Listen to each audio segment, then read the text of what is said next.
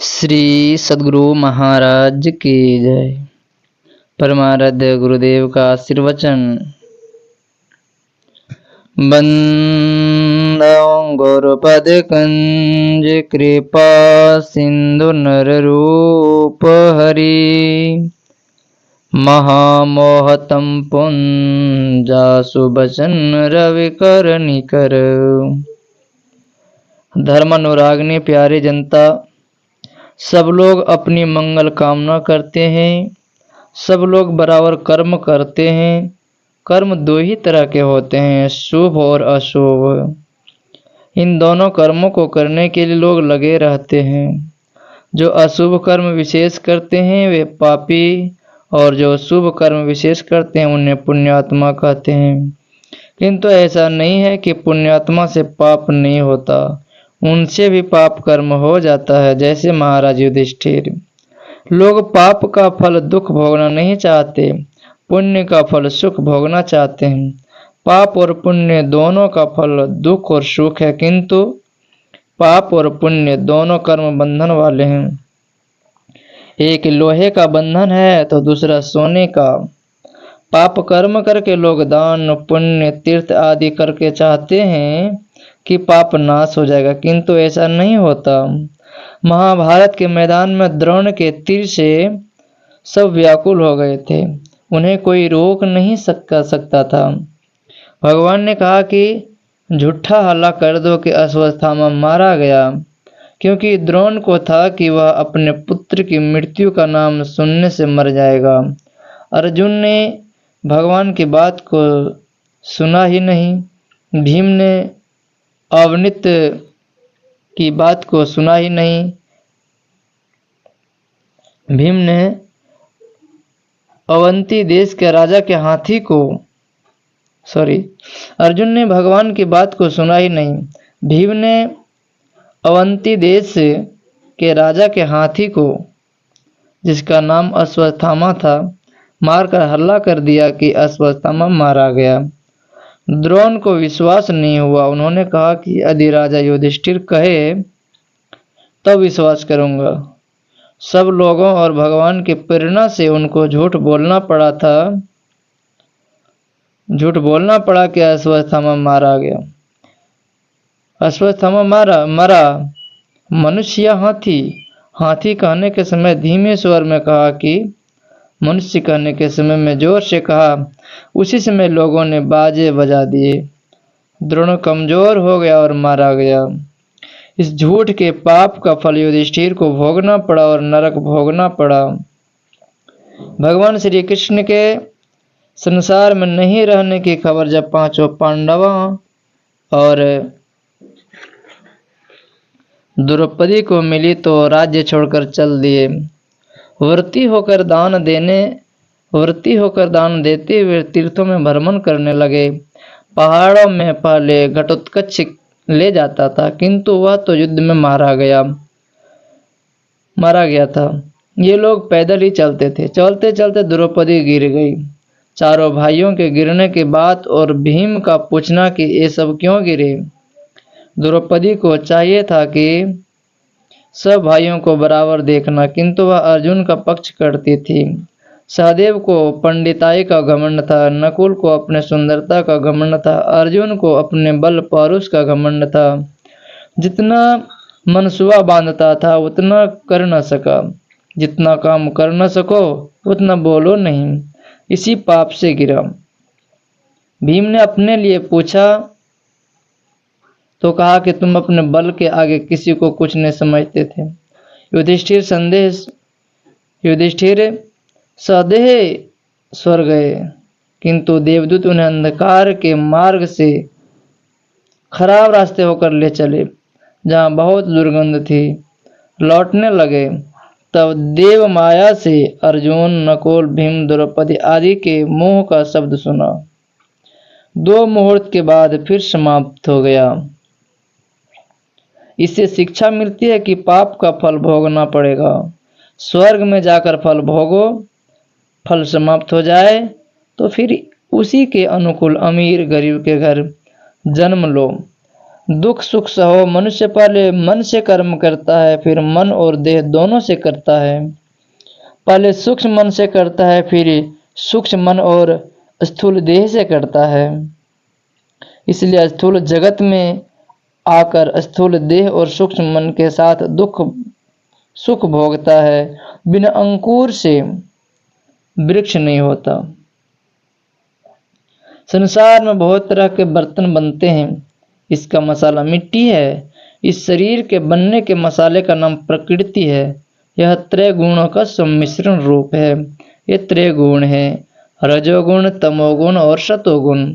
रजोगुण उत्पादक, सतोगुण पालक और तमोगुण विनाशक है। ये तीनों बराबर बराबर भाग से बने हैं।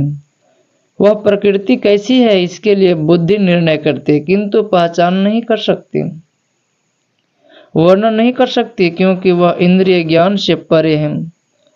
पहला वह मसाला जिससे सब कुछ बने। पहले स्थूल या स्थूल कैसे बनेगा? इसलिए पहले ऐसा बनेगा जो आकार प्रकार वाला नहीं है, फिर वैसा बनेगा जिसमें आकार प्रकार रहेगा किंतु सूक्ष्म, फिर ऐसा रूप बनेगा जिसे सब देखते हैं। इसलिए इस सूक्ष्म लोक स्वर्ग को इस स्थूल दृष्टि से नहीं देख सकते। लोग समझते हैं कि इसी संसार में सुख से रहना स्वर्ग में रहना है और दुख में रहना नरक में रहना है। किसी को लूट कर धन लाते हो, धन लाते समय मन कैसा रहता है? दूसरे के यहाँ लूटने जाते हो तब मन कैसा रहता है? भोगते समय भी हृदय में चैन नहीं रहता, सदा डर लगा रहता है। किंतु जो गरीब हैं एक सम भूखा भी रहता है। जो गरीब हैं एक सम भूखा ही रहता हो, किंतु यदि वह लूट खसोट नहीं करता तो वह घर में चैन से रहता है। उसे डर नहीं रहता कि कोई उसे चोर डाकू कहकर पकड़ेगा। दान पुण्य तीर्थ करने से पाप कटा कि नहीं, इसकी जांच है कि जब तुम्हारे मन में पाप वृत्ति उदय न हो तब समझो कि पाप खत्म हो गया। जब तक पाप वृत्ति उठती रहे तब तक समझो कि पापों का नाश नहीं हुआ। भीम, युधिष्ठिर आदि पांचों भाई जहां जहां से आए थे वहीं वहीं गए। यह निश्चय है कि कर्म फल नहीं छोड़ता, सबको भोगना पड़ता है। काहु न कहो सुख दुख कर दाता, निज कृति कर्म भोग सुन भ्राता।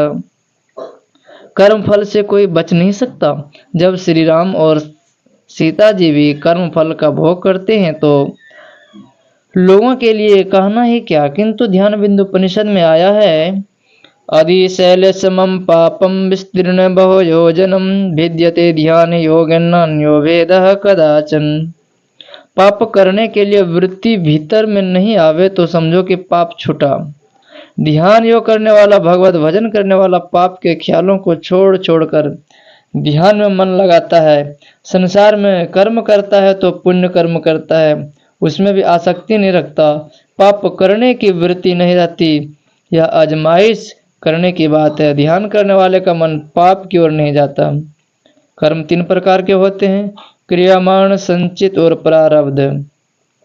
जो कर्म हम वर्तमान में करते हैं वे क्रियमान कहलाते हैं।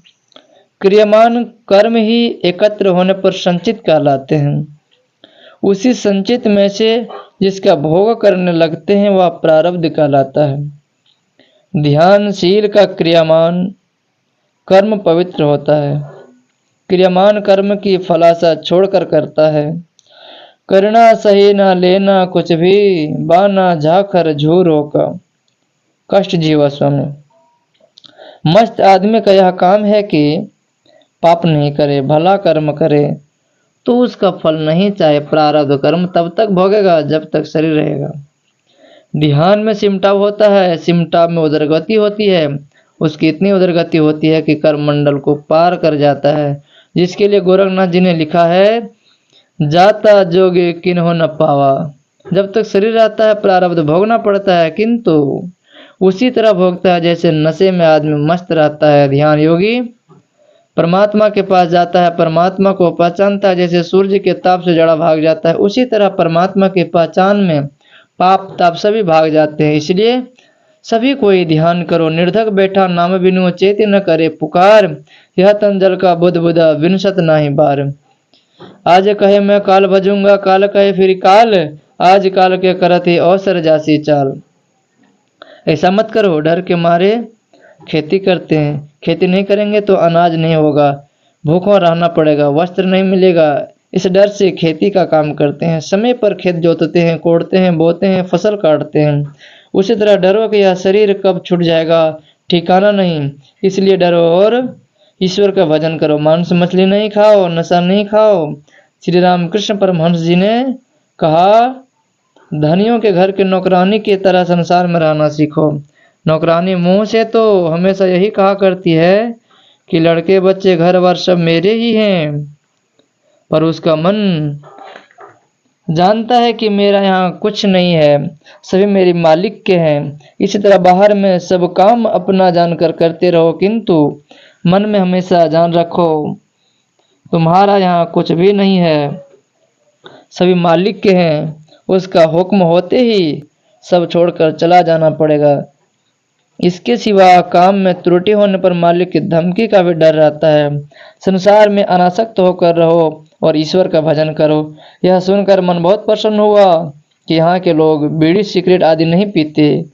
जो बनिया बीड़ी बेचे उसे 5 रुपये जुर्माना होंगे और जो उसे खरीदे उसे 2 रुपये जुर्माना। यह सुनकर कि मांस मछली नहीं खाने वाले की संख्या विशेष है, बहुत खुशी हुई। यह सुनकर कि मांस मछली नहीं खाने वाले की संख्या विशेष है, बहुत खुशी हुई। जो कुछ अन्य आदमी मांस मछली खाते हैं उन्हें भी छोड़ देना चाहिए।